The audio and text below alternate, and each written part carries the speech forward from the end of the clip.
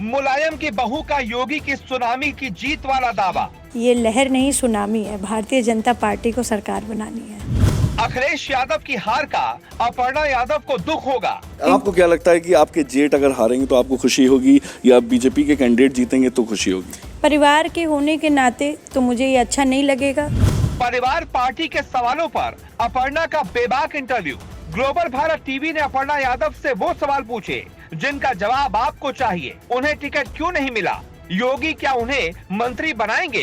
डिम्पल को लेकर सबसे बेबाक जवाब। सुनिए पूरा इंटरव्यू।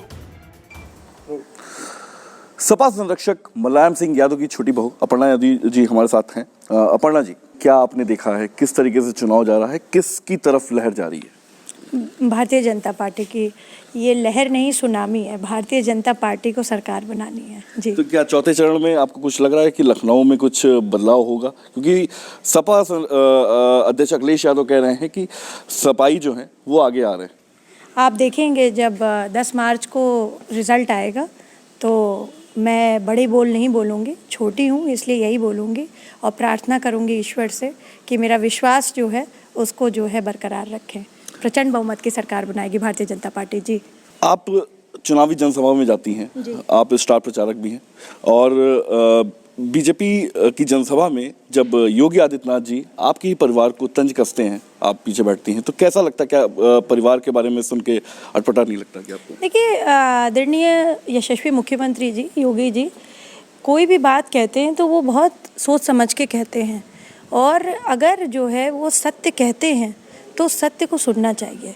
सत्य सुनने में कोई बुराई नहीं है और अगर वो जो भी कह रहे हैं तो वो जनता से अपील कर रहे हैं अपनी सरकार के लिए और हर व्यक्ति का, हर मुख्यमंत्री का जिस गरिमामय पद पर वो शोभा बढ़ा रहे हैं, जिस प्रकार से उन्होंने उत्तर प्रदेश का गौरव बढ़ाया है, उनका अधिकार बनता है कि वो अपनी बात रख सकते हैं। जी। जब आपने समाजवादी पार्टी छोड़ा, बीजेपी ज्वाइन की, समाजवादी पार्टी की तरफ से तंज कसा गया कि आपको वो इज्जत नहीं मिलेगी जो यहाँ पर इज्जत थी। इस समय कैसा लग रहा है आपको बीजेपी ज्वाइन करने के बाद? ये पूरा प्रदेश देख रहा है, पूरा देश देख रहा है और जिस तरह से एक कह लीजिए कि एक बेटी को सराहा जाता है, एक बिटिया को आगे बढ़ने का अवसर मिलता है, एक बिटिया को अपनी बात जो है रखने का अवसर मिलता है, वो पूरा प्रदेश देख रहा है। इसमें मुझे कहने के अपने मुख से आवश्यकता नहीं है। मैं तो उन लोगों के लिए कहूँगी जिन्होंने ये बात कही है कि निर्मल जन मन सो मोहि पावा, मोहे कपट छल छिद्र न बावा, जाकी रही धारणा जैसे, प्रभु मूरत देखी तिन तैसे। तो जिसकी धारणा जैसी होगी वो उस व्यक्ति को प्रभु से यहाँ पे ये भी मतलब है कि जिस व्यक्ति के बारे में जो धारणा होगी वो उसी तरह से बोलेगा जैसे उसका आचार विचार व्यक्तित्व होगा। तो ये पार्टी बहुत अच्छी है। राष्ट्र चेतना के लिए मैं यहाँ आई हूँ। मैंने टिकट के लिए कभी नहीं कहा था। पहले भी मेरा कोई इस तरह के का नहीं था कि मुझे टिकट चाहिए, मुझे लड़ना है। हाँ, मुझे काम करने का बड़ा मन था और मैं काम कर रही हूँ और मैं लोगों के लिए काम कर रही हूँ। लोगों की जो भी भावनाएं हैं, जो भी बातें हैं, वो मैं अपने शीर्ष नेतृत्व तक पहुँचाने का काम कर रही हूँ। बाकी ईश्वर है, बाकी शीर्ष नेतृत्व है हमारा, सूझबूझ रखने वाले लोग हैं, तो वो जैसा डिसाइड करेंगे मैं वैसा करूँगी। जी। आप परिवार का हिस्सा हैं, भले ही बीजेपी में चली गई हों। करल सीट को लेकर काफ़ी ज़्यादा चर्चाएं हो रही हैं। एसपी सिंह बघेल ने अभी हाल ही में प्रेस कॉन्फ्रेंस की, उन्होंने कहा कि मैं जीत के आ गया हूं। क्या लगता है कि अखिलेश यादव जी हार रहे हैं या एसपी बघेल जीत रहे हैं? ये तो चुनाव बताएगा, जब रिजल्ट खुलेगा इसका तो वो बताएगा कि कौन जीत रहा है, कौन हार रहा है। पर वहाँ पे एक बात ये भी उठी कि वहाँ पे फिर से वोट होगा, तो देखिए क्योंकि परसेंटेज कुछ कम आई थी, तो देखिए क्या होता है उसमें। आपको क्या लगता है कि आपके जेठ अगर हारेंगे तो आपको खुशी होगी या बीजेपी के कैंडिडेट जीतेंगे तो खुशी होगी? परिवार के होने के नाते तो मुझे ये अच्छा नहीं लगेगा, पर एक पार्टी के होने के नाते मुझे ज़रूर अच्छा लगेगा। जी। इस समय देखा जा रहा है कि आप योगी आदित्यनाथ जी के बहुत करीब, कहने वाला बहुत ज़्यादा क्लोज हैं और बहुत ही अच्छे कहने वाले रिलेशन है आपके साथ और लगातार मीटिंग्स में जाना भी हो रहा है आपका। तो क्या लगता है सरकार बनती है बीजेपी की तो आपको बहुत अच्छा पद मिलेगा? देखिए, आदरणीय मुख्यमंत्री जी, आदरणीय योगी आदित्यनाथ जी महाराज जी सबके मुख्यमंत्री हैं, सबके लिए एक बहुत बड़े नेता हैं। मेरा ये सौभाग्य है कि वो मुझे एक उन्होंने मंच दिया और अपने साथ जो है रैली करने का एक मौका दिया। मैं बहुत आभारी हूँ और मैं हमेशा यही प्रार्थना करूँगी कि ऐसा व्यक्ति जो कि हमेशा जनता के लिए सोचता हो, राष्ट्र निर्माण के लिए सोचता हो, जो व्यक्ति कभी अपने सुख के लिए नहीं दूसरों के सुख के बारे में सोचता हो, इतना ज़्यादा कि वो अपने पिताजी के देह पूरे होने पर भी जो है कोविड कंट्रोल रूम में लगे रहे, क्योंकि 2-2.5 साल कोरोना रहा है। और जिस प्रकार से मोदी जी के संरक्षण में उत्तर प्रदेश को नंबर 1 बनाया है उन्होंने वैक्सीनेशन के मामले में, ये बहुत बहुत सराहनीय पहल है। और इस तरीके का काम, इस तरीके की सोच, इस तरीके की ईमानदारी, यही अपेक्षा रखते हैं हम सब उत्तर प्रदेश के लोग। आप भी यही रखते होंगे कि हमारा मुख्यमंत्री हो तो वो हमारे लिए सोचे, हमारी एक्सेसिबिलिटी हो, हम अपनी बात रख सकें। हम ऐसे ना हो कि जो है हम गए और वो दरवाजे पे मिले ही ना।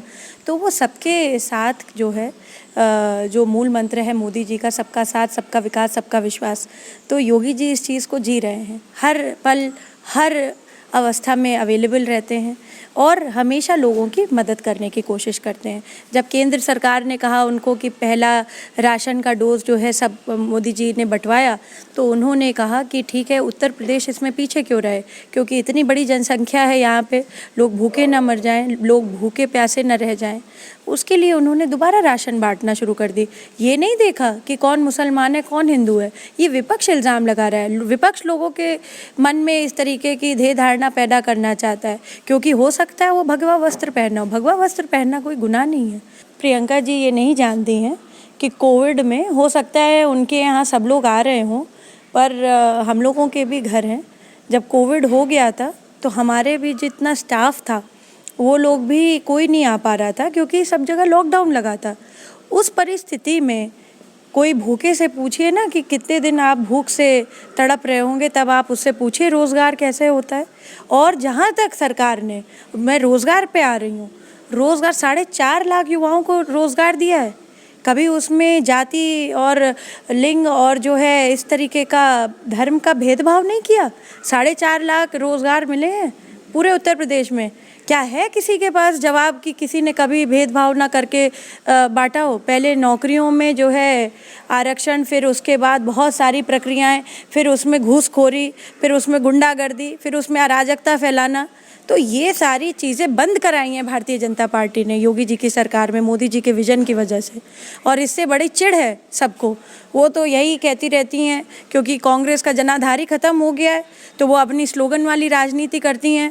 उनको उत्तर प्रदेश के लोगों के लिए कहीं और का कोई मुख्यमंत्री या कोई आदमी हो अभद्र टिप्पणी कर रहा हो, उत्तर प्रदेश के लोग की गुंडे हैं, बदमाश हैं, तो उनको बड़ी मज़ा आती है। वो अटखेलियाँ लेती हैं, इस पर चुटकी लेकर के उनको हंसी आती है।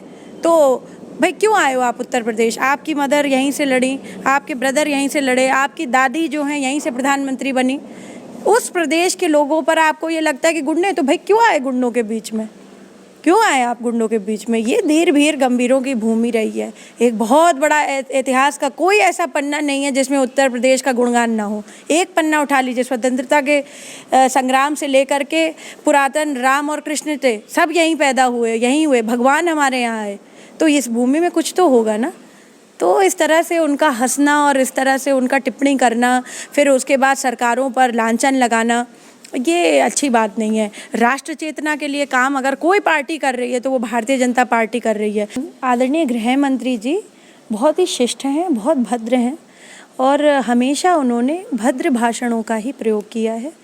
और अगर कभी भी राजनीतिक जीवन में किसी प्रतिद्वंदी की अगर आप तारीफ़ करते हैं, वो भी एक ऐसे पद प्रतिष्ठा पे जब आप देश के गृह मंत्री हों, तो उसमें बहुत सोच विचार की आवश्यकता है। उस पर टिप्पणी करने की विशेष आवश्यकता नहीं है। जहाँ तक आप कह रहे हैं गठबंधन की, मुझे नहीं लगता कि इसकी आवश्यकता पड़ेगी, क्योंकि हम भारतीय जनता पार्टी पूर्ण बहुमत से आ रही है और अगर पार्टी को लगेगा तो पार्टी सुनिश्चित करेगी। मगर मुझे ऐसा विश्वास है और मुझे लगता है कि लोगों का जो दिव्य संकल्प है, हर जिस चरण में वोट पड़ रहे हैं और जिस तरह से वोट लोगों के जा रहे हैं, भारतीय जनता पार्टी की सरकार बन रही है। क्या मुझे इसमें आवश्यकता है कुछ बोलने की? मुझे तो नहीं लगता है। और जितने भी साधु महात्मा यति योगी सन्यासी इस भारत के हैं उनकी क्या पृष्ठभूमि रहती है ये सब लोग जानते हैं। भारत का कोई व्यक्ति इतना जो है अल्प बुद्धि नहीं है कि उसको ना समझ में आए कि हमारे यहाँ पे किस तरह से जो है सन्यासी योगी यति सब रहते हैं, कितने बजे उठते हैं, कि भोर ब्रह्म मुहूर्त में उठ जाना और फिर जो है अपना पठन पाठन पूजन करके जो है आगे की दिनचर्या करना। तो योगी जी का दिनचर्या ऐसे ही रहे हैं, बहुत ज़मीन से जुड़े हुए व्यक्ति हैं। और आज भी जब शपथ भी ली थी उन्होंने, तो यहाँ तक कि उन्होंने जिस प्रकार का आचरण मुख्यमंत्री आवास पर भी रखा है ये जग जाहिर है, तो इसमें मुझे बोलने की आवश्यकता नहीं। कि अगर नतीजे रहेंगे तो किस पार्टी के रहेंगे? देखिए, भारतीय जनता पार्टी प्रचंड बहुमत की सरकार बना रही है। मैं बता तो रही हूँ, जब मैंने शुरुआत करी आपके साथ तो मैंने कहा लहर नहीं है सुनामी है। भारतीय जनता पार्टी को सरकार बनानी है। लोगों ने ये टिप्पणी करी कि ये वैक्सीन के बारे में, देखिए कोई चीज़ छोटी नहीं होती, कोई चीज़ बड़ी नहीं होती है। मैं बस यही कहूँगी कि इतना छोटा सा वायरस आया हमारे बीच में, हम लोगों का जीवन बिल्कुल उथल पुथल कर दिया, पूरे विश्व का। तो मैं बस इतनी बात कहूँगी कि ये हर व्यक्ति जो आज वोट करने जा रहा है, आप खुद स्वयं पूछेंगे, वो राष्ट्रीयता के लिए जा रहे हैं, वो कमल इसलिए खिलाने जा रहे हैं क्योंकि उनको पता है कि सच्चा विकास अगर कहीं होगा तो भारतीय जनता पार्टी में वो निहित है। और ये लोग बहुत ईमानदार हैं, बहुत ज़्यादा सोचते हैं लोगों के बारे में और हर वर्ग के बारे में। ऐसा नहीं है कि किसी विशेष जाति समुदाय के बारे में सोचते हों या किसी विशेष धर्म के बारे में, ऐसी कोई बात नहीं है। सबका साथ, सबका विकास, सबका विश्वास है।